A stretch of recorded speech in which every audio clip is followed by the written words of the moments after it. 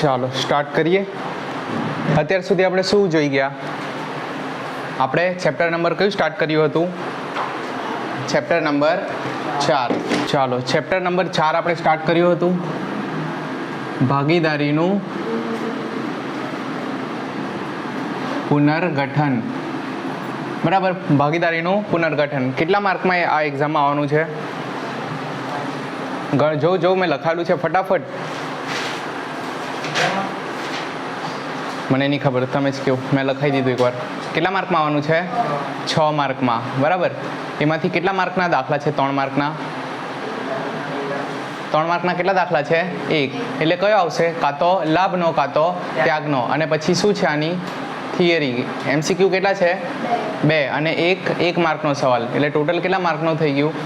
6 માર્કનું. હવે આપણે તો બી આપણે જો કે 3 માર્કના દાખલા બી પતી ગયા અને થિયરી બી આપણી પતી ગઈ પહેલાં 2 લેક્ચરમાં. આજે ચેપ્ટર નંબર 4નો આપણો 3જો લેક્ચર છે. આજથી આપણે છે ને મોટા દાખલા સ્ટાર્ટ કરવાના. પણ મોટા દાખલા મેં કીધેલું છે પહેલાંથી તેમ, આ મોટા દાખલા જે આપણે એક નવો મેમ્બર એડ થયેલો છે 12મા ધોરણમાં, આને આજે આપણે ઇન્ટ્રોડક્શન મેળવવાના છે. બરાબર, એ આપણે ડાયરેક્ટ એક્ઝામમાં પૂછવાના છે. જે આજે આપણે ભણવાના છે ડાયરેક્ટ નહીં પૂછે, પણ જ્યારે 8 માર્કનો દાખલો પૂછે ને તો એમાં 3 કે 4 ખાના બને માની લો, તેમાંથી 1 ખાનું આયરું હશે. જે 5મા અને 6ઠ્ઠા ચેપ્ટરમાં જે આવવાના છે ને 3-4 ખાના, એમાંથી 1 ખાનું કયું હશે? હા, એટલે આપણે અહીંયા એનો પરિચય મેળવતા છે. કોણ છે નવો મેમ્બર આજે? તો ભાઈ એનું નામ છે પુનઃ મૂલ્યાંકન ખાતું. પુનઃ મૂલ્યાંકન ખાતું.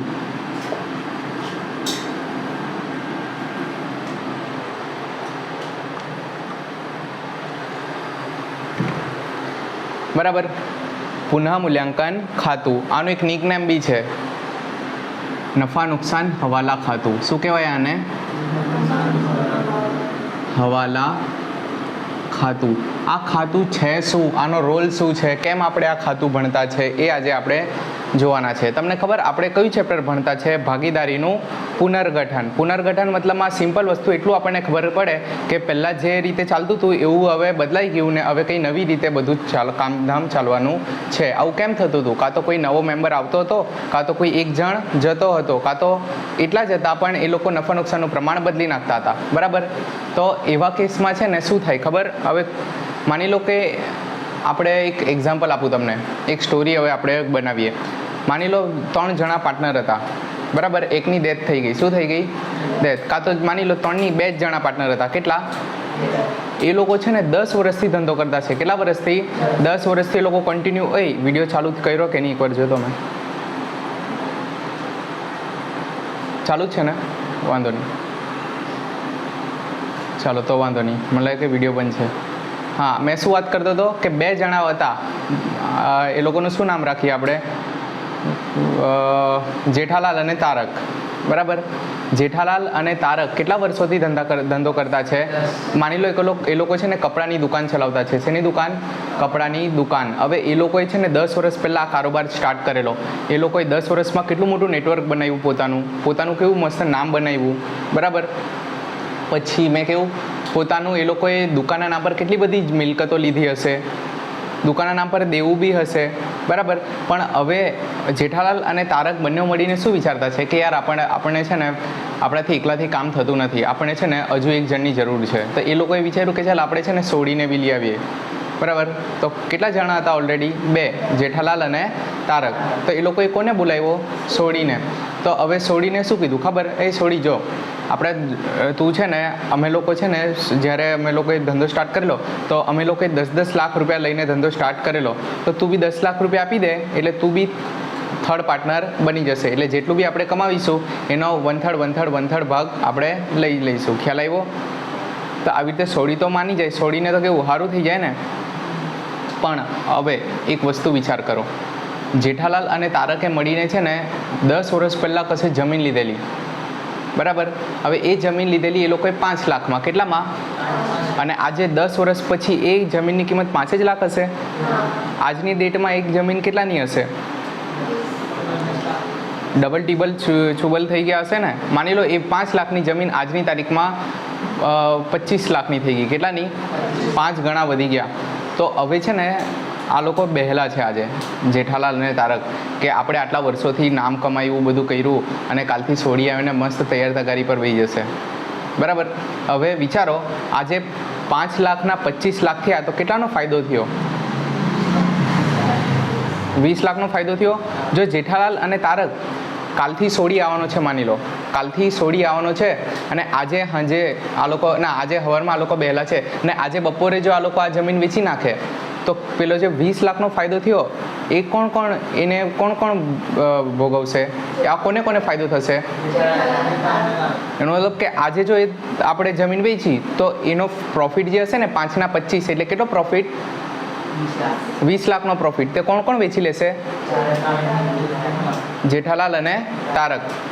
પણ આ જ જમીન જો કાલે વેચી તો કાલથી તો સોડી બી આવી જશે, તો એમાં સોડી બી ભાગ માંગશે કે લાવ મને બી આપી દે, કંઈ નહીં ચાલ.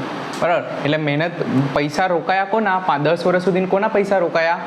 જેઠાલાલ અને તારકના. અને કાલે ઉઠીને જો વેચવા ગયા તો એ બધો બેનિફિટમાં સીધો પેલો એક તૈયાર ભાગ માંગી લેશે. ખ્યાલ આવ્યો? તો આપણે વિચાર્યું યાર આ તો બહુ ગલત થઈ જશે. બરાબર.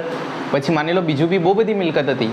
આપણે તે ટાઈમના છે ને આપણે પેલી દુકાન બનાવી. બરાબર. તો દુકાનમાં થોડું ફર્નિચર તો જોઈએ ને, ઘરાક આવે તો બેસવા માટે સોફા જોઈએ, બતાવવા માટે પેલું કાચવાળું એક મસ્ત ટેબલ કાઉન્ટર એવું જોઈએ. તો એ બધું કાઉન્ટર ને એ બધું થઈને આપણે 2 લાખનો ખર્ચો કરેલો તે ટાઈમે. બરાબર. સોફાને એવું લાવેલા. ને પણ આજે જો એવું સેમ ફર્નિચર કરવા જાય ને તો આજે નહીં તો બી 7-8 લાખ રૂપિયા જોઈએ, 8-1 લાખ રૂપિયા જોઈએ. બરાબર. તો 10 વર્ષ સુધી એ 2 લાખ રૂપિયા રોકાયા કોના? બરાબર. અને જો કાલે ઉઠીને પેલો આવી જાય તો એના પર સીધો હક કોનો બની જાય? સોડીનો. અને છે ને તમને ખબર, આપણે એનામાં છે ને એક નિયમ હોય, આપણી જે પાકું સરયું બનાવીએ ને એમાં ખબર પેલી સાઈડ આપણે એકલી મિલકતો લખીએ, તો એનામાં ખબર કેવું હોય, એકવાર મેં જમીન લઈ લીધી 5 લાખની, તો મેં છે ને દર વર્ષે પછી જમીન મકાન 5 લાખ, જમીન મકાન 5 લાખ. કોઈ દિવસ જમીન પર છે ને કોઈ દિવસ ઘસારો નહીં લાગે, મકાન પર બી નહીં લાગે. મકાનની કિંમત બી વધે છે હંમેશા, કોઈ દિવસ ઘટે નહીં. એવું થાય કે મકાન ઘસાઈ ગયું, મકાન પર ઘસારો કોઈ દિવસ સાંભળ્યો? મકાનની વેલ્યુ અપ્રિસિએશન જ થાય, એમાં કોઈ દિવસ ઘટે નહીં. તો છે ને એ છે ને જમીન મકાન 5 લાખ જ બતાવાય અહીંયા. બરાબર. એકવાર જો આપણે પાકા સરનામાં લખી દીધું કે ભાઈ જમીન કેટલાની છે, જમીન મકાન કેટલાનું છે? 5 લાખનું, તો એ હંમેશા યુગો સુધી જ્યાં સુધી કંઈ થાય નહીં ને ત્યાં સુધી દર વર્ષે ભાઈ 5 લાખ જ લખાય. ભલે માર્કેટમાં એની વેલ્યુ કેટલી હોય, બજાર કિંમત કેટલી હોય એની 20 લાખ 25 લાખ, પણ ચોપડે કિંમત એની હંમેશા કેટલી રહી? તો હવે જેઠાલાલ કીધું યાર આ તો યાર ટેન્શનવાળી વાત છે, સોડી કાલથી આવી જાય, મફતમાં બધો આપણે આટલો જે પ્રોફિટ આપણો છે એનામાં મફતનો ભાગ લઈ જશે. તો જેઠાલાલ શું નક્કી કર્યું કે આપણે એક કામ કરીએ, આ 5 લાખને છેટીને પાકા સરનામાં કેટલાની મિલકત બતાવી દઈએ? 25 લાખની. બરાબર. કેટલાની બતાવી દઈએ? 25 લાખની. અને પહેલાં જ આપણે છે ને 10-10 લાખ રૂપિયા વેચી લઈએ. પણ આવું બધું કેવી રીતે પોસિબલ છે? તો એરો કહી કે જેઠાલાલે અને એ લોકોએ નક્કી કર્યું કે આપણે શું કરીએ હવે? તો એટલે પછી છે ને આ કોન્સેપ્ટનો જન્મ થયો. કયા કોન્સેપ્ટનો? નફા નુકસાન હવાલા ખાતું. તો ખાલી એમ જ યાદ રાખજો, મેઇન આપણે એને કેવી રીતે યાદ રાખજો? પુનઃ મૂલ્યાંકન ખાતું. એટલે જેટલી બી મિલકતો છે ને આપણા પેઢીમાં, જેટલી બી મિલકતો છે એ બધી પેઢીઓનું આપણે શું કરે, જેટલી બી મિલકતો છે આ બધી મિલકતોનું શું કરવાનું? આપણે પુનઃ મૂલ્યાંકન. એકવાર એનું મૂલ્યાંકન કરો કે ખરેખર બજારમાં એના કેટલા બોલાતા છે ભાઈ, કે ભાઈ ભલે આપણે ચોપડામાં લખેલા છે. બરાબર. તો જેટલી બી મિલકતો આપણી પાસે દુકાનમાં પડેલી છે એનું શું કરીએ આપણે? રિવેલ્યુએશન કરીએ. એની વેલ્યુ છે ને એ રિવેલ્યુએટ કરીએ, એટલે કે પુનઃ મૂલ્યાંકન કરીએ. એનું ખ્યાલ આવે છે? તો આ છે પુનઃ મૂલ્યાંકન ખાતું. તો એક પુનઃ મૂલ્યાંકન ખાતું બનાવીશું અને એમાં દુકાનની જેટલી બી મિલકતો છે એને જોઈશું. ભાઈ ચોપડામાં કિંમત કેટલી છે? આટલી. બજારમાં કેટલી બોલાય? એ વધારે છે, કંઈ નહીં, છેકીને વધારે. બરાબર. પછી કોઈની ઘટી બી શકે ઓબ્વિયસલી. તો જે ઘટતી હોય ને તેને ઘટાઈ બી દેવાની, જે વધતી હોય ને તેને વધાઈ બી દેવાની. સેમ એવી રીતે માથા પર દેવું હોય. બરાબર. હવે વિચારો, જેઠાલાલ અને તારકે છે ને વગર કામનું દેવું કરી રાખ્યું બહુ બધું. બરાબર. એક મોટી લોન લઈ લીધેલી છે. બરાબર. વગર કામની, એમ કામની બી હે પણ બહુ બધી લોન કરી રાખેલી છે.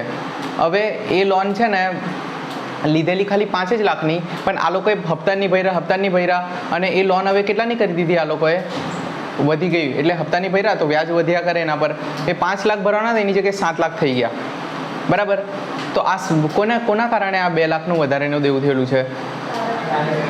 બરાબર, ચોપડામાં ભલે એના 5 લાખ દેખાય, એવી રીતે પણ જેટલા બી દેવા બી જો તમે વધારેલા હોય ને તો એ દેવાને બી શું કરી નાખો, પુનઃમૂલ્યાંકન. 5 લાખને છોડીને તમે સાચું લખી દેવું. કેટલાનું દેવું છે ભાઈ?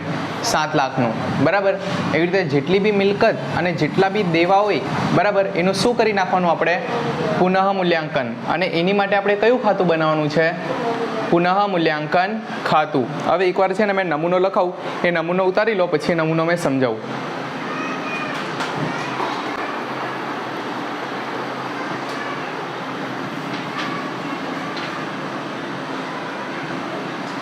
પુનઃમૂલ્યાંકનનું નિકનેમ શું છે? નફા નુકસાન. નફા નુકસાન શું છે બેનો? હવાલા ખાતું.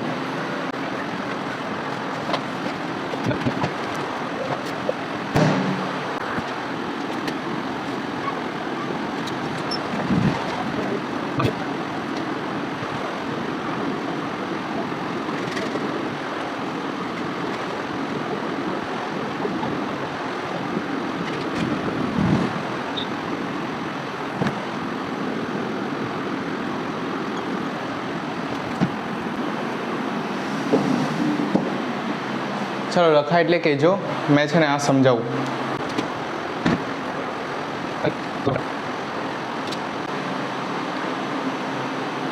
ચાલો હવે મને એક વસ્તુ કહો, તમને લોકોને નફા નુકસાન ખાતું યાદ છે? 11માં ભણેલા, બરાબર? હા, હું ઢીલા છો આજે, એકદમ ફ્રેશ થઈ ગયો. પેલા ટટાર બેસી જાઓ, બધા ટટાર બેસો એકદમ વધારે. ચાલો અહીંયા ધ્યાન આવે, ફૂલ ધ્યાન અહીંયા, બરાબર? નફા નુકસાન ખાતું ભણેલા છો તમે લોકો? એનામાં શું ભણેલા તમે લોકો? નફા નુકસાન ખાતું આમાં શું આવતું? એક એટલું ખબર છે કે ટી શેપનું અકાઉન્ટ આવતું, એક સાઈડ ઉધાર, એક સાઈડ જમા. આ બાજુ ઉધાર બાજુ શું લખાતું? કારણ કે ખર્ચાની હંમેશા કઈ બાકી હોય? ઉધાર બાકી. આ બાજુ શું લખતા આપણે? આવક. કારણ કે આવકની હંમેશા એટલે ખર્ચો થઈ જાય, જે ખરાબ વસ્તુ થાય તે બધી કઈ બાજુ લખતા આપણે? અને જે આવક હારી થાય ને, એમ આવક થાય તો સારું લાગે ને. કાલે મારી ફી આવી, મને બહુ સારું લાગ્યું. આવક કઈ બાજુ હોય? જમા બાજુ. તો જેટલી આવક એટલે સારી વસ્તુ હોય તે કઈ બાજુ લખાય? અને જે ખર્ચા થઈ જાય તે ઉધાર બાજુ. આટલું વસ્તુ તમને ક્લિયર છે? સેમ લોજિક લગાવવાનું ને આપણે પુનઃમૂલ્યાંકન ખાતું બનાવવાનું છે. સેમ લોજિક લગાવીને કે જે ખરાબ વસ્તુ થાય તે ક્યાં લખવાની? ઉધાર બાજુ ખર્ચા, અને જે સારી વસ્તુ થાય તે જમા બાજુ. આટલું વસ્તુ ક્લિયર થઈ ગઈ ને? હવે આપણે શું કરવાના છે પુનઃમૂલ્યાંકન ખાતામાં?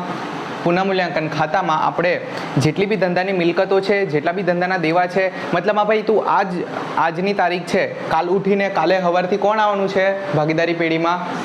અત્યાર સુધી જેઠાલાલ તારક હતા, કાલે ઉઠીને કાલે સવારથી કોણ આવવાનું છે? એટલે કે સોડીનો પ્રવેશ કાલથી થવાનો છે. તો ભાઈ આ સુધીનું જે બી હોય ને એ બધું તમે રિવેલ્યુએશન કરી લો, બધું જે હરકું કરવાનું હોય ને તે હરકું કરી લો. કાલથી પછી નવો ગિલ્લી નવો દાવ. તો જેટલી બી તમારી મિલકતો છે, બધી મિલકતોનું શું કરવાનું છે આપણે? પુનઃમૂલ્યાંકન. પુનઃમૂલ્યાંકન એટલે શું કરવાનું ભાઈ? તો ભાઈ આપણે ચોપડામાં શું લખેલું છે અને એકચ્યુઅલમાં માર્કેટમાં બજાર કિંમત શું બોલે એ જોવાનું. જો આપણે ચોપડામાં ઓછા હોય પણ માર્કેટમાં વધારે હોય તો આપણે બી શું કરી દેવાનું છે? કે વધારી દેવાનું. આપણા ત્યાં તો બહુ વધારે બતાવી દીધેલું, પણ માર્કેટમાં પૂછવા ગયો ને તો એકદમ ચણા મમરાના ભાવ આવતા છે, ભંગારના ભાવમાં જતી છે વસ્તુ, અને આપણા ત્યાં બહુ વધારે ભાવ છે. તો આપણે બી શું કરી દઈએ ને? છેકીને ઓછી કરી દઈએ. ખાલી મિલકતોનું જ આવું કરવાનું, દેવાનું બી કરવાનું. માથા પર દેવું. ભાઈ પહેલાં તો બહુ લોન હતી તમારા પર 10 લાખની, અને લખેલી બી 10 લાખની છે, પણ તમે લોકો હવે ચૂકીને એને કેટલાની કરી નાખી? ખાલી 2 લાખની છે. તો આપણે શું કરવાનું? ભાઈ મારામાં તો 10 લાખની લોન બતાવે, રિયલમાં કેટલી છે માર્કેટમાં? 2 લાખની છે. તો આપણે શું કરીએ ને? છેકીને 2 લાખ. ખ્યાલ આવ્યો? આને શું કર્યું મેં? પુનઃ મૂલ્યાંકન. ખ્યાલ આવ્યો? હવે આજ સુધીનો જેટલો બી તમારો ખર્ચો ચૂકવવાનો બાકી છે ને તે બી આજે જ લખી દો. શું કરવાનું? ચૂકવવાનો બાકી ખર્ચ. હવે તમારા બેના ચૂકવવાના બાકી ખર્ચા છે ને તો એના માથે નહીં નાખો, એ તમે બે આજે જ લખી કાઢો અને તમારા મૂડીમાંથી અમે કાપી લઈએ. ખ્યાલ આવ્યો? એટલે તમારી મૂડીમાં વધારો કાં તો ઘટાડો કરીશું. ખ્યાલ આવે છે? બરાબર. અને તમારી મળવાની બાકી આવક, હવે તમારે બે છે ને જો પૈસા લેવાના છે ને માર્કેટમાંથી તે બી આજે જ લખી લો, એટલે એ પૈસા ખાલી તમારા નામ પર જશે. એટલે કાલથી સોડીના ખાતામાં એ પૈસા નહીં જાય. ખ્યાલ આવ્યો? એટલે જે પૈસા લેવાના છે તે બી આજે જ લઈ લેવું, જે ખર્ચા ચૂકવવાના છે તે બી આજે જ ચૂકવી દો. ખ્યાલ આવ્યો? એ બધું આપણે, અને એવું બની શકે કે આ લોકોએ છે ને એડવાન્સમાં ખર્ચો ચૂકવી રાખેલો છે. એડવાન્સમાં કશે માની લો દર રોજનો છે ને આ લોકો ટિફિન બંધાવેલો છે, બંને જણા અહીંયા ખાય તો એ લોકોએ છે ને 2 ટિફિન બંધાવેલા. ટિફિનની કંઈ સારું વિચારીએ આપણે. રોજે છે ને ચા બંધાવેલી છે કે બંને ટાઈમ પેલો ચાવાળો આવીને ચા આપી જાય, પણ ચાવાળાને છે ને 1 વર્ષના પૈસા એડવાન્સમાં આપી દીધેલા છે. ખ્યાલ આવ્યો? ન્યૂઝવાળો સવારે સમાચાર આવે, સમાચારવાળાને બી 1 વર્ષના એડવાન્સમાં પૈસા કે 1 વર્ષ સુધી મારતા છાપું નાખી જજે. ખ્યાલ આવ્યો? તો આ બધા ખર્ચા એડવાન્સમાં ચૂકવેલા છે. તો એ કોઈ એ એડવાન્સ ખર્ચા કોના છે? ખાલી તમારે 2 ચૂકવેલા છે ને, તો એ બી તમારા નામ પર લખે. એટલે કોઈ અગાઉથી ચૂકવેલ ખર્ચ હોય તે બી હમણાં જ લખી લો. કોઈ પછી આવક અગાઉથી મળી ગયેલી, માની લો આ 2 મળીને છે ને કોઈ પાર્ટીનું કામ કર્યું, હજુ તો કપડાં લીધા ને, પહેલાં લોકો કપડાં લેવા આવવાના છે પણ પહેલાં પૈસા મંગાવી લીધા કે કંઈ નહીં તમે લોકો 10,000 નાખી દેવો અને પછી આવીને આવતા મહિને કપડાં લઈ જજો, 2-3 મહિના પછી કપડાં લઈ જજો, હમણાં 10,000 રૂપિયા. એટલે એડવાન્સમાં કોઈની પાસે આવક લઈ લીધી, અગાઉથી મળેલી આવક હોય તો બી આજે જ લખી દો. મતલબમાં જે બી ખર્ચા અને આવકમાં એડવાન્સ હોય કાં તો લેટ હોય તે બધું આજે જ લખી લો. મિલકતો દેવા એને બી શું કરી દો? પુનઃ મૂલ્યાંકન. ખ્યાલ આવ્યો? પણ એની કઈ અસર ક્યારે આપવાની? તો સૌથી પહેલાં આપણે એક એક કરીને વાત કરીએ. સૌથી પહેલાં આપણે વાત કરીએ મિલકતની. બરાબર? મિલકતનું જેમ મેં એક્ઝામ્પલ આપ્યું, જમીન કેટલાની લીધેલી ભાઈ? તો આપણા ચોપડામાં કેટલા લખાયેલા છે એના? માર્કેટમાં કેટલા બોલાતા છે? બજાર કિંમત કેટલી છે એની? તો કેટલા લાખનો વધારો થયો? 20 લાખનો વધારો થયો. તો મિલકતમાં વધારો સારી વાત કે ખરાબ વાત? એટલે કાં લખું મેં? આ બાજુ કે આ બાજુ? જમા બાજુ. તો જો જમા બાજુ મિલકતોમાં વધારો, પરચુરણ મિલકત ખાતે એટલે મિલકતોમાં વધારો. ખ્યાલ આવ્યો? પછી હજુ એક વસ્તુ, માની લો મેં કશે કાર લીધેલી, કારની વેલ્યુ તમને ખબર વધે કે ઘટે? ઘટે ને. હવે તમે બાઇક લાવ્યા, બાઇક 1 લાખનું સ્કૂટી લાવ્યા માની લો, તે દિવસે ખબર આપણે સ્કૂટી લીધેલી એક્ટિવા લાવ્યા, 2 વર્ષ પછી એ કેટલામાં વેચાશે? તમને લાગે 1 લાખના 1.5 લાખ? કોઈ એડવાન્સ આપે ભાઈ તું વાપરી નાખી, આખી ખટારા થઈ ગઈ, હવે એના અડધા બી જેમ તેમ આપે બધા. તો આ મિલકત માની લો 1 લાખની હતી ને હવે એની કિંમત કેટલી થઈ ગઈ? 50,000. મિલકતમાં વધારો થયો કે ઘટાડો થયો? ઘટાડો. સારી વાત કે ખરાબ? આ બાજુ લખી દેવું. તો જો મિલકતમાં ઘટાડો એટલે ક્યાં લખાય?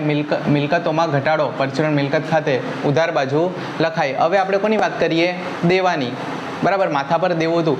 દેવું માની લો પહેલાં તો બહુ હતું 10-15 લાખ રૂપિયાનું, પણ હવે ઘટી ગયું અચાનક. બરાબર? કે પહેલાં કીધું કે ચાલ કંઈ નહીં મેં તારે છે ને 2 લાખ રૂપિયા માફ કરી દઉં, તમે બહુ સારી રીતે માર્કેટ બધું કરો, આટલી સારી રીતે વાત કરો, તમારો વ્યવહાર સારો છે, મેં તમારા 2 લાખ રૂપિયા માઇનસ કરી દઉં. કેટલાનું દેવું હતું? માની લો 10 લાખનું દેવું હતું, એ લોકોએ 2 લાખ માફ કરી દીધા. હવે આપણે કેટલું ચૂકવવાનું છે એ લોકોને? 8 જ લાખ. દેવામાં શું થયો? દેવામાં ઘટાડો. સારી વાત કે ખરાબ વાત? એટલે કઈ બાજુ? આવક બાજુ. બરાબર? તો દેવામાં ઘટાડો, અચાનક દેવું વધી ગયું. માની લો આ 2 જણા છે ને કોઈની પાસેથી 1 લાખ રૂપિયા લાવેલા અને ખબર નહીં આ લોકોને બહુ ઝઘડાડું સ્વભાવ હતો, તો આ લોકો ઝઘડો કરીને આવ્યા. તો હવે કહી કે હવે મેં પેનલ્ટી બી લેવા, મારો ટાઈમ પર પૈસા નહીં આપો ને, 1 લાખની જગ્યાએ હવે તમે મને 1.5 લાખ રૂપિયા આપજો. બરાબર? દેવામાં શું થઈ ગયો? દેવામાં વધારો. સારી વાત કે ખરાબ? એટલે ઉધાર બાજુ દેવામાં વધારો. ખ્યાલ આવ્યો? હવે ખર્ચો ચૂકવવાનો બાકી છે. માની લો 1 વર્ષ થઈ ગયું, ન્યૂઝપેપરવાળાને પૈસા નથી આપ્યા, ખર્ચા ચૂકવવાના બાકી છે. કઈ બાજુ લખું ભાઈ મેં?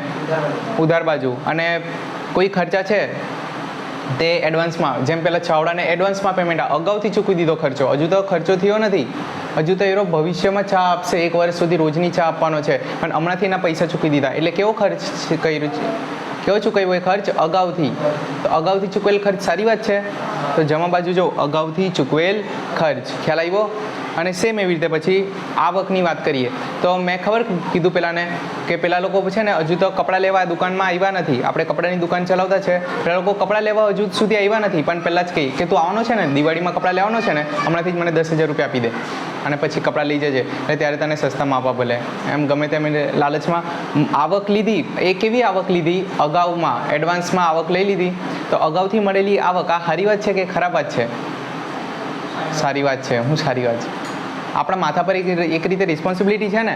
કાલ ઉઠીને દુકાન બંધ થઈ ગઈ, માની લો કંઈ થયું, તો આપણે ક્યાંથી કે એ લોકોને કપડાં લાવી આપવાના? આપણા માથા પર એક દેવું છે કે ભાઈ આ લોકો આવવાના છે, કપડાં લઈ જવાના છે, આ લોકો આવવાના છે, કપડાં માથા પર બોજું જ રહી, આ પૈસા આવતા છે તેને નહીં જોવું. એક જવાબદારી ક્રિએટ થઈ ગઈ. સેમ આવી રીતે કોઈના હતા એમ કોઈ આપણને દોસ્તાર કહેતો હોય ને કે ચાલ મેં તને ખવડાવું, ક્યાં તો એ એમ ખુશ નહીં થવાનું, એ આપણે ખવડાવવું પડે. બરાબર? સેમ એવી રીતે પેલો અગાઉથી જો કોઈ આવક મળી ગઈ, બરાબર, તો એ સારી વાત છે કે ખરાબ? તો અગાઉથી મળેલી આવક ઉધાર બાજુ આવે. જો અગાઉથી મળેલી આવક, અને એવી રીતે આવક મળતી જ નથી. તમે લોકો માની લો 4 મહિના ટ્યુશન ફી જ નહીં આપી મને, તો મારી આવક કેવી છે? મળવાની બાકી. તો મળવાની બાકી આવક એટલે મારી માટે સારી વાત છે કે ખરાબ? એક હામટા મળે ને મને હજુ ભવિષ્યમાં, મારી મિલકત છે કે નહીં? મારી મિલકત છે કે 4 મહિના પૈસા તમે કશે ભગવાના છો મારથી બચીને, મેં ગમે તે રીતે વસૂલ કરાવ, ગુંડા મોકલા, બરાબર. તો એવી રીતે મેં પૈસા તો લેવાનો જ છું, પણ એક રીતે મારી શું થઈ ક્રિએટ થઈ ગઈ મિલકત. તો આ સારી જ વાત છે ને. તો મળવાની બાકી આવક એટલે કઈ બાજુ જાય? જમા બાજુ, બરાબર. અને પછી બધું જોવાનું, જેટલી બી સારી વાત છે ને, માની લો 1 લાખની સારી વાત થઈ અને 60,000ની ખરાબ વાત થઈ. કેટલાની? 1 લાખની કઈ વાત થઈ? એટલે મિલકત વધી કેટલાની? 1 લાખની. અને બધું દેવું વધી ગયું, આ તે કરીને ટોટલ કેટલાનું નુકસાન થઈ ગયું? 60,000. તો ઓવરઓલ કેટલાનો ફાયદો થયો જેઠાલાલ અને તારકનો? 40,000નો ફાયદો થયો. તો આપણે શું કરીએ ખબર? આજની તારીખમાં આપણે કહીએ કે જેઠાલાલ તારક આપણે કોઈ દિવસ, હા, અને તમે લોકો નહીં હતા પહેલાં છે, આપણે કોઈ દિવસ ભાગીદાર સાથે રોકડમાં વ્યવહાર કરીએ? કોઈ દિવસ નહીં. ભાગીદારને જો કંઈ પૈસા આપવાના હોય ને તો ભાઈ મેં તારી મૂડીમાં પ્લસ કરતો છું તારા પૈસા, અને જો લેવાના હોય તો ભાઈ મેં તારી મૂડીમાંથી કાઢતો છું. એટલે મેં એની સાથે રોકડમાં કોઈ દિવસ વ્યવહાર નહીં કરા.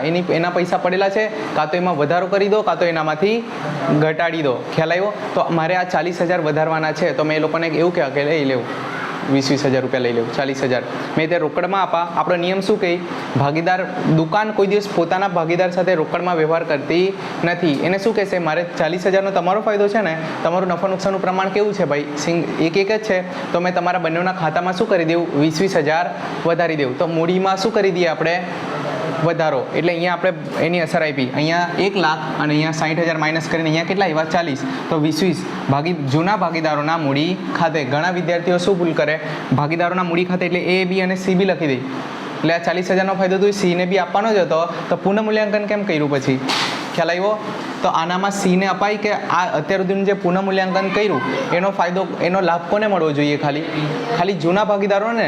એટલે મેં અહીંયા લખેલું, આ છે ને એક્ઝામમાં લખવાનું નહીં, એમ ખાલી ભાગીદારોના મૂડી ખાતે લખવાનું. લખી આવતો બી કંઈ નહીં, પણ જૂના ભાગીદારોના મૂડી ખાતે 20,000 અને 20,000. અને પુનઃમૂલ્યાંકન ખાતાની પછી અસર ક્યાં આપવાની? આપણે આ મૂડીમાં વધારો કરવાનો છે ને 20,000નો, તો મેં ક્યાં જવાબ? ભાગીદારોના મૂડી ખાતામાં. ખ્યાલ આવે છે? અને મૂડી ખાતામાં આની ક્રોસ અસર ક્યાં જાય? આ ઉધાર બાજુ છે, તો પેલું ક્રોસ અસર ક્યાં જશે? તે મૂડી ખાતે જમા કરી. એટલે મૂડીની કઈ બાકી? જમા. મૂડીમાં વધારો એટલે જમા. ખ્યાલ આવે છે? 11માં બેઝ સ્ટ્રોંગ હશે તો વધારે ક્લિયરિટી આવશે. ખ્યાલ આવ્યો? એટલે આપણે મૂડીમાં પછી વધારો કરીશું.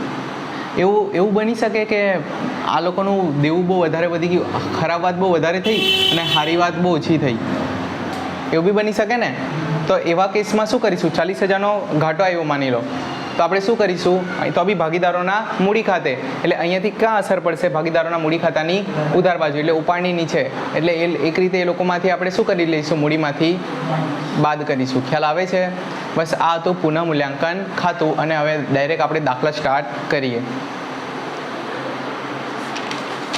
દાખલા નંબર 14. ભાઈ જેટલા બી લોકો વિડીયો જોતા છે, મેં PDF આપી છે અને એમાં પેજ નંબર કયું છે? 51. પેજ નંબર 51 ખોલો, એમાં 14મો દાખલો આપણે હમણાં ડિસ્કસ કરતા છે.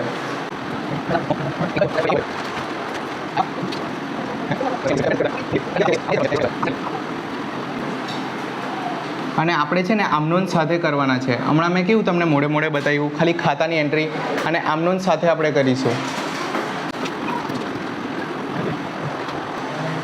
ચાલો, શું કીધું છે દાખલામાં? નફો નુકસાન વહેંચતા ભાગીદારો છે.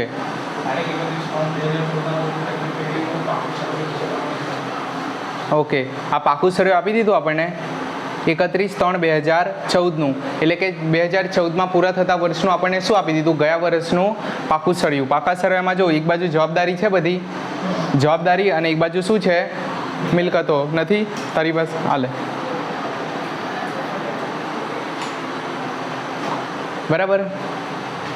એક બાજુ શું છે? જો પાકા સર્વેમાં ભાઈ વિડીયોમાં જોતા છે એ લોકો બીજો, એક બાજુ આપણને પાકું સર્વે આપ્યું 2014નું 31/3/2014નું. એક બાજુ આ બાજુ શું છે? જવાબદારી, અને આ બાજુ શું છે? મિલકતો. હવે તમને યાદ હશે તો ખબર છે, જવાબદારીમાં ઉપરની સાઈડ આપણે ખૂણામાં મૂડી લખીએ, તો આ લોકોની મૂડી આપી છે A, B અને C ની. કેટલી છે? વાંધો નહીં. કેટલી મૂડી છે? એની 2 લાખ, બીની 1 લાખ અને સીની 1 લાખ. એટલે ખાલી પહેલો છે ને ડબલ લાવ્યો અને બાકીના બી અને સી કેટલા લાવ્યા? 1 લાખ રૂપિયા લાવેલા છે. અને મિલકતો જોઈ લો બીજી, દેવું જો શું શું છે બીજું? લેણદારો, પછી દેવી હુંડી, પછી બીજું શું છે? બસ બીજી બાજુ મિલકતો, જમીન છે, મકાન છે આપણી પાસે. બીજું શું છે? યંત્રો છે. પછી ઓહો બહુ બધી મિલકત છે. હવે એક કામ કરીએ, હવાલા. હવાલા એટલે શું હોય ખબર તમને લોકોને? હવાલા એટલે જે લોકોને કંઈ ખબર નહીં પડતી હોય ને તો એ લોકો છે ને સાદી ભાષામાં લખે. હવે માની લો જેને પેલું પ્રોપર આવડતું હોય અકાઉન્ટિંગ, એ અકાઉન્ટની ભાષામાં લખશે એટલે કે આમનોંધ કરશે. પણ જે માણસને આમનોંધ જ નથી આવડતી એ શું કરશે? મેં છે ને કશે ગામ જતો હતો, મેં છે ને મારા એક કાકાને બોલાવ્યા, થોડા ડોહા જેવા છે. એ કાકાને દુકાન પર બેસાડ્યા. મેં એમને કીધું કે ખાલી દુકાનમાં જે થાય ને બધું ધ્યાન રાખજો અને થોડો તમારી ભાષામાં હિસાબ લખતા રહેજો. તો એ મારા જે કાકા છે એ આમનોંધ લખવા બેસવાના છે. એમને આવડતી હોય આમનોંધ, પણ એને ખબર તો પડે ને કે દુકાનમાં શું શું થતું છે. તો એ છે ને જેમ માની લો એક જણ પૈસા આપી ગયો, તો ભાઈ તમારું નામ શું? જયેશભાઈ. તો જયેશભાઈ 5000 રૂપિયા આપી ગયા. ભાઈ તમારું નામ મહેશભાઈ. તો મહેશભાઈને કોઈ પૈસા લેવા આવ્યું, એને 2000 રૂપિયા આવ્યા. તો ભાઈ તમારું નામ શું છે? મહેશભાઈ. મહેશભાઈને 2000 રૂપિયા આપ્યા. એ રીતે સાદી ભાષામાં લખી કાઢે બધું. અને પછી મેં ગામથી ફરીને આવ્યા અને પછી એ સાદી ભાષામાં જે લખેલું હોય એને જોઈને મેં શું કરી દેવા? આમ નોંધ. એટલે જે સાદી ભાષામાં લખેલું હોય એનું આપણે અકાઉન્ટિંગમાં આપણે દ્વિનોંધી નામા પદ્ધતિમાં જે કરીએ એ અકાઉન્ટિંગ થઈ જાય. પછી ખ્યાલ આવ્યો? તો જે સાદી ભાષામાં લખેલી આઈટમ હોય એને શું કહેવાય? હવાલા. શું કહેવાય? તો જો સાદી ભાષામાં પહેલું શું લખેલું છે? ના એની પહેલાં પાકા સરળની નીચે આપણને 2 લીટી આપેલી છે. એ વાંચો, શું કીધું કઈ છે એમાં? એક કોઈ બી એક. ભાઈ પૃથ્વી વાંચ.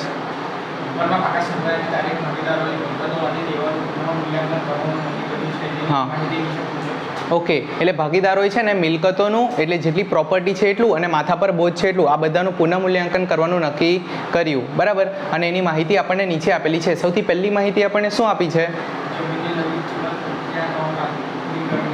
જમીનની નવી કિંમત રૂપિયા 3 લાખની ગણવી. એટલે ગયા વર્ષે પાકા સરળમાં કેટલી હતી જમીનની કિંમત?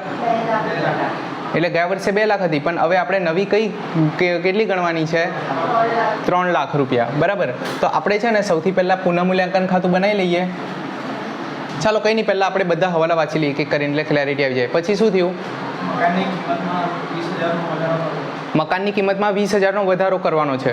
ઓકે. એટલે પહેલાં જેટલું એના કરતાં 20000 વધી ગયા. પછી ત્રીજો હવાલો,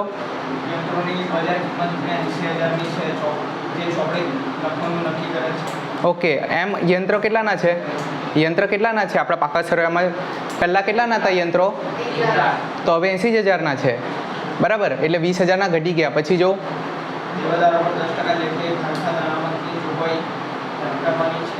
દેવાદારોમાંથી ગાલખા અનામત. દેવાદારો એટલે એવા લોકો જે આપણને પૈસા આપવાના છે, જે ઉધારીમાં આપણા પાસેથી માલ લઈ ગયેલા અને હવે આપણે એ લોકો પાસેથી પૈસા લેવાના હતા. એમાંથી ગાલખાદ અનામત એટલે એકચ્યુઅલમાં પૈસા આપણા ડૂબી ગયા કે આપણને ખાલી એમ ડાઉટ છે કે ભાઈ આ લોકો નહીં આપશે, આ લોકોના પૈસા આપણે હમણાંથી જ જોગવાઈ કરી લઈએ? ડાઉટ છે. બરાબર. કેટલા ટકા? એટલે 10% એવા લોકો છે કે જેના પર આપણને શક છે કે ભાઈ યાર આ મને માણસ બરાબર નહીં લાગતો કે આ 10% વાળા જે છે, 100માંથી જે 10% લોકો છે, મને આ લોકો પર કાં તો 10% પૈસા એવા છે જેના પર મને શક છે કે આ પૈસા મારા રિટર્ન આવવાના નથી, તો એના પર મેં હમણાંથી જ જોગવાઈ કરી એની અલગથી જોગવાઈ કરી રાખું. બરાબર. એનું શું થાય ને એ બી મેં સમજાવું. પછી છેલ્લે શું કીધું?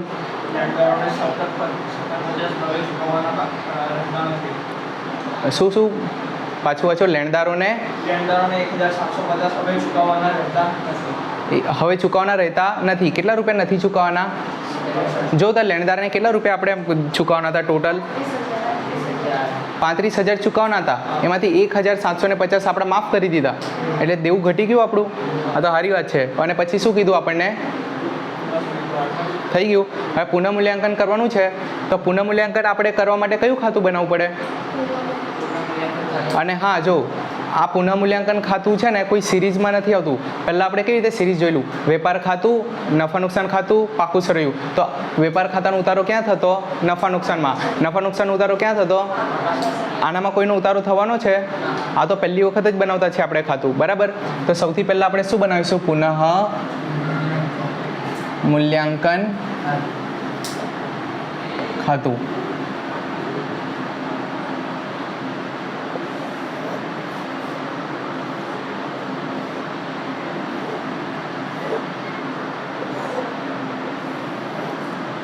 પછી લખજો, પહેલા ઉપર ધ્યાન,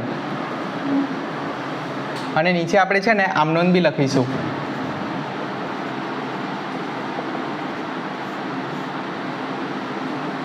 આપણે જે પ્રવેશ અને નિવૃત્તિ કરીશું ને એમાં આમ નોંધ લખવાની જરૂર નહીં પડે, પણ હમણાં આપણે આમ નોંધ થ્રુ જ શીખીશું. બરાબર?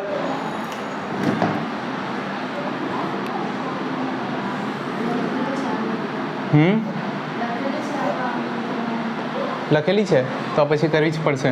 જો તમને બેઠું કહી દે ને એક્ઝામમાં બી કે ભાઈ કરવાનું જ છે, એ લોકોએ રિક્વાયરમેન્ટ આપી તો પછી પૂરી કરી આપવાની.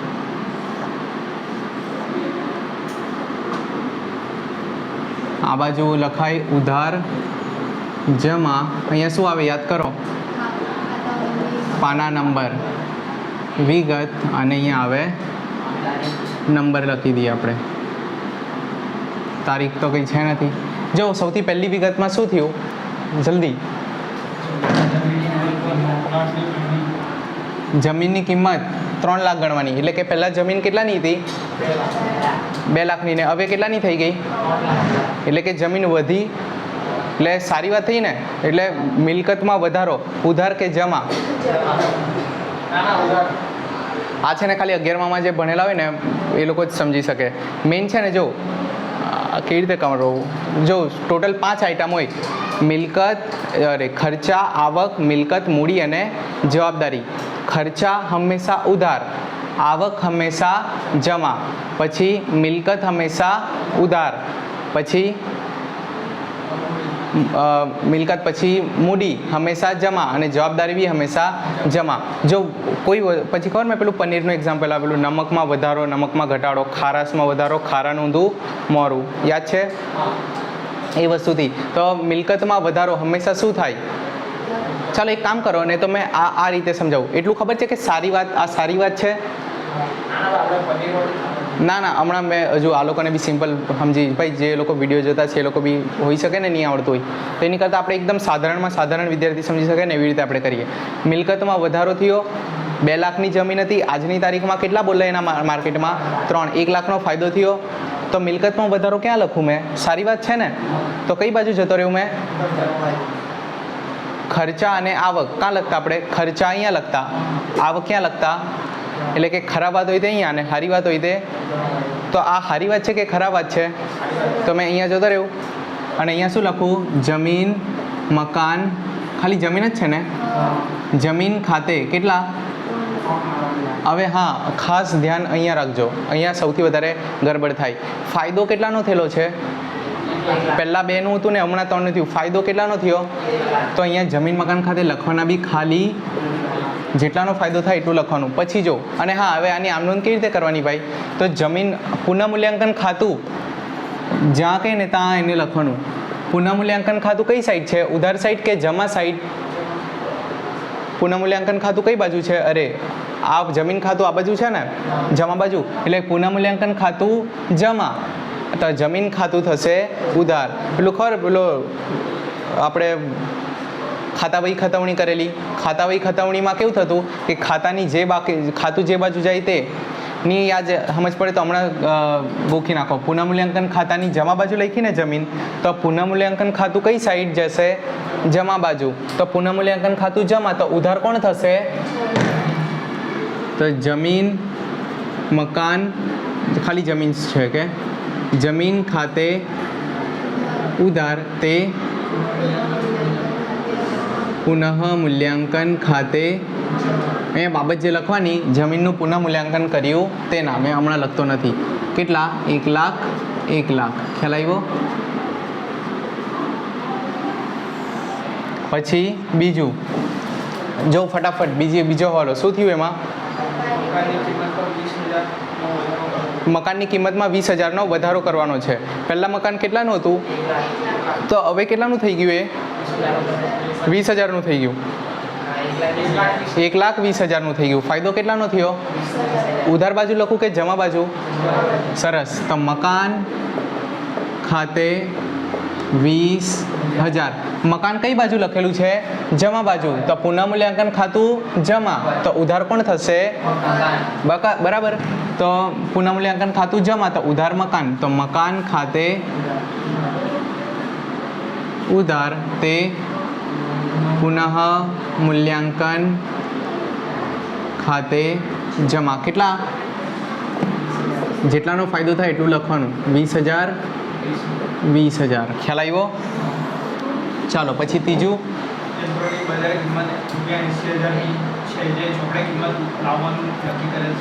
બજારમાં એના 80,000 બોલાતા છે અને ચોપડામાં કેટલા બોલાતા છે? કેટલા?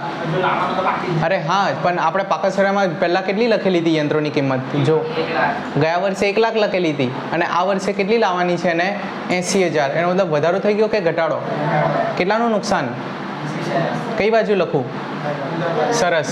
તો મેં લખા યંત્ર ખાતે 20,000. ખ્યાલ આવ્યો? ચાલો નેક્સ્ટ. અરે સોરી, આની એ તો બાકી ને. આમ નોંધ, યંત્ર ખાતું ઉધાર બાજુ લખાયું. તો હવે પુનઃ મૂલ્યાંકન ખાતું ક્યાં જશે? ઉધાર. તો જમા કોણ થશે? યંત્ર. તો જો પુનઃ મૂલ્યાંકન ખાતે ઉધાર, પુનઃ મૂલ્યાંકન ખાતે ઉધાર તે યંત્ર ખાતે જમા. કેટલા? 20,000 20,000. ખ્યાલ આવ્યો? ચાલો પછી ચોથું. દેવાદારો આપણી માટે શું હોય? કોઈને ખબર છે? મેં કેવી રીતે 11માં યાદ રાખેલું? દેવાદાર એટલે પૈસા દેશે એટલે મિલકત. લેણદાર એટલે પૈસા લેશે એટલે દેવું.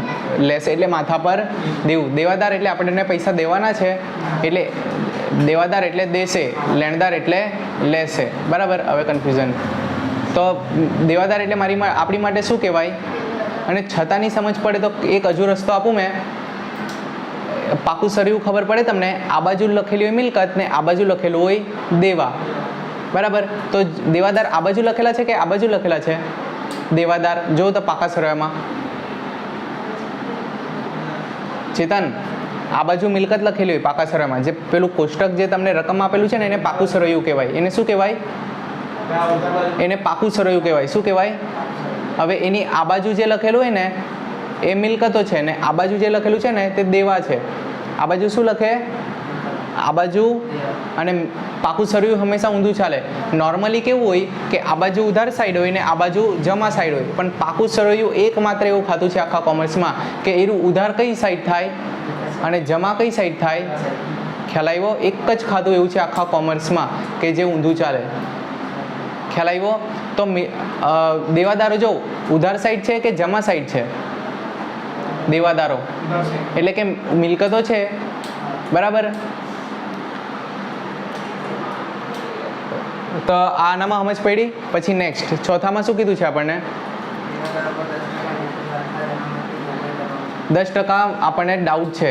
ગાલખાદ અનામતની જોગવાઈ કરો. એનો મતલબ કે ગાલખાદ એટલે કે આપણા પૈસા ડૂબી ગયા, પણ ગાલખાદ અનામત એટલે પૈસા ડૂબ્યા નથી, પણ હમણાંથી આપણે એને અનામત રાખી દઈએ પૈસાને કે ભાઈ એ 10% મેં ડૂબી ગયા એવું મને શંકા છે, એ પૈસાને આપણે થોડાક અલગ રાખી દઈએ. ખ્યાલ આવે છે? તો આપણે શું કરીએ હવે? ગાલખાદ અનામત કઈ સાઈડ? આ સારી વાત છે કે ખરાબ વાત છે? આપણને 10% પર શક છે કે આ પૈસા મારા ડૂબી શકે. સારી વાત છે કે ખરાબ વાત છે? ખરાબ વાત છે. તો કઈ સાઈડ લખું મેં? ઉધાર બાજુ. તો અહીંયા શું લખા મેં? ગાલખાદ અનામત. પણ આનામાં છે ને એક વસ્તુ બહુ ખાસ યાદ રાખવાની. આપણને છે ને પહેલાંની બી ગાલખાદ આપેલી હોય ને હમણાં હવાલાની બી ગાલખાદ આપેલી હોય. જે કોષ્ટકમાં આપેલું હોય ને આપણને પાકું સરવૈયામાં એ ગયા વર્ષની વાત છે, અને હવાલામાં જે વાત છે ને તે લેટેસ્ટ નવી વાત છે. અને પહેલી કઈ વાત છે? કોષ્ટકવાળી જૂની વાત છે. તો ગાલખાદ અનામત છે કોઈ પહેલાં? જૂની ગાલખાદ અનામત છે? ડાયરેક્ટ નવી જ આપણને આપી દીધી. એટલે ગયા વર્ષની કોઈ ગાલખાદ અનામત નથી, ડાયરેક્ટ હવાલામાં જ આપી, તે નવી જ છે. ઓકે. તો ગાલખાદ અનામત. ભાઈ દેવાદારો કેટલાના હતા? દેવાદારો કેટલાના છે? ટોટલ દેવાદારો પાક્કું 30,000ના છે અને એના 10% પર મને શક છે, તો 30,000ના 10% કેટલા થાય? એટલે કે 30,000ના 10% એટલે કે 3,000 પર મને શક છે કે આ પૈસા કદાચ મારા ડૂબી શકે. તો મારું નુકસાન કેટલાનું છે? અરે નુકસાન નથી એમ એકચ્યુઅલ, પણ મને શક એના પર છે ને, તો 3,000 આપણે શું કરીશું? ગલખાદ અનામત. હવે ગલખાદ અનામત ઉધાર સાઈડ લખાયેલું છે ને, તો પુનઃમૂલ્યાંકન ખાતું ક્યાં જશે? તો પુનઃમૂલ્યાંકન ખાતે ઉધાર, તે ગલખાદ અનામત ખાતે.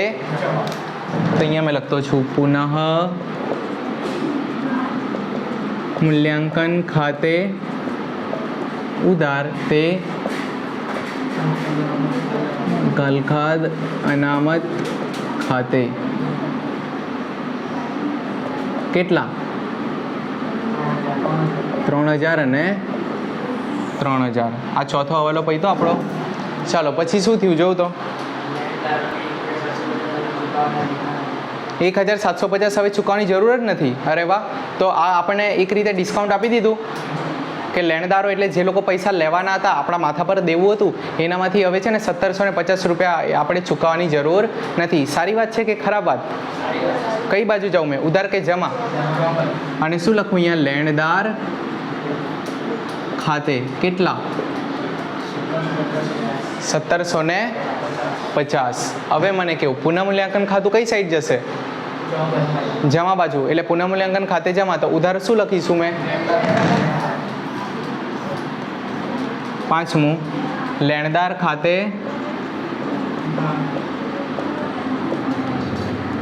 ઉધાર, તે પુનઃ મૂલ્યાંકન ખાતે જમા. કેટલા? 1,750. 1,750 પછી કઈ નહીં હશે મને લાગે ત્યાર સુધી. પૈતી નહીં અહીંયા રકમ. ચાલો હવે અહીંયા શું કરવાનું કે ભાઈ ટોટલ કરવાના બંને સાઈડના, જે ટોટલ વધારે હોય તે બંને સાઈડ લખવાનું. અહીંયાનું ટોટલ કેટલું આવ્યું? 23,000 અને અહીંયા તો 1 લાખ, એટલે ઓબ્વિયસલી અહીંયાનું જ વધારે હશે.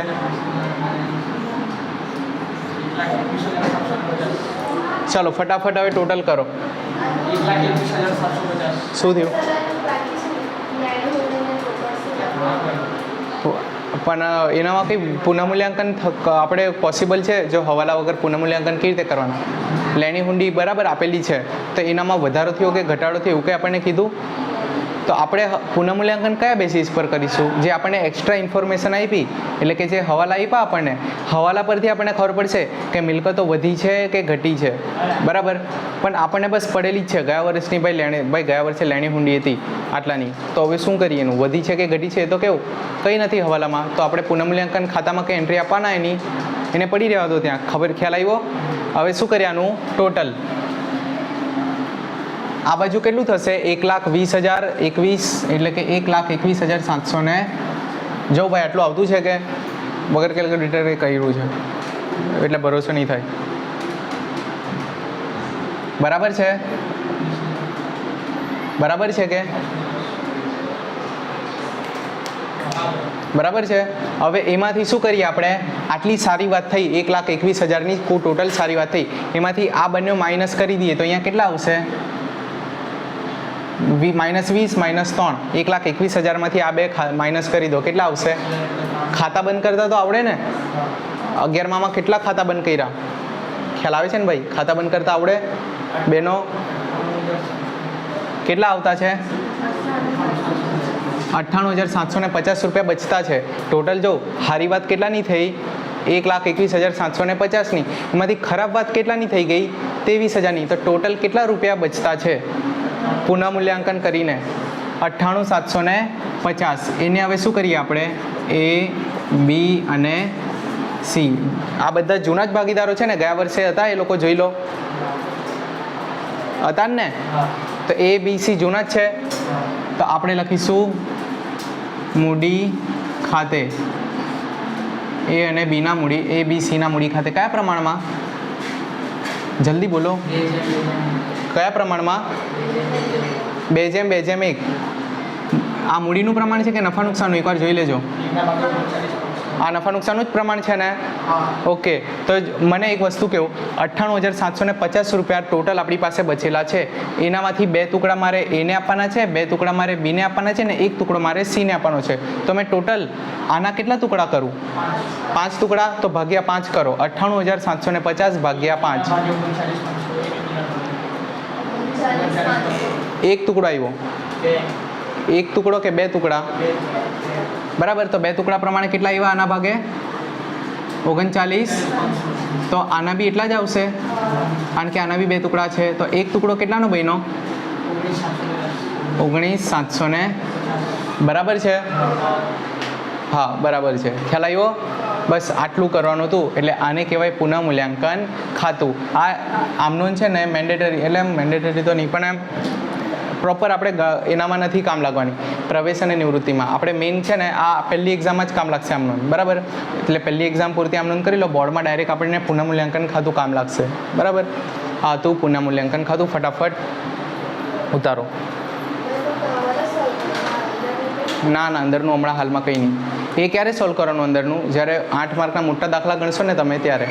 હાલમાં કંઈ નહીં, ખાલી હવાલા.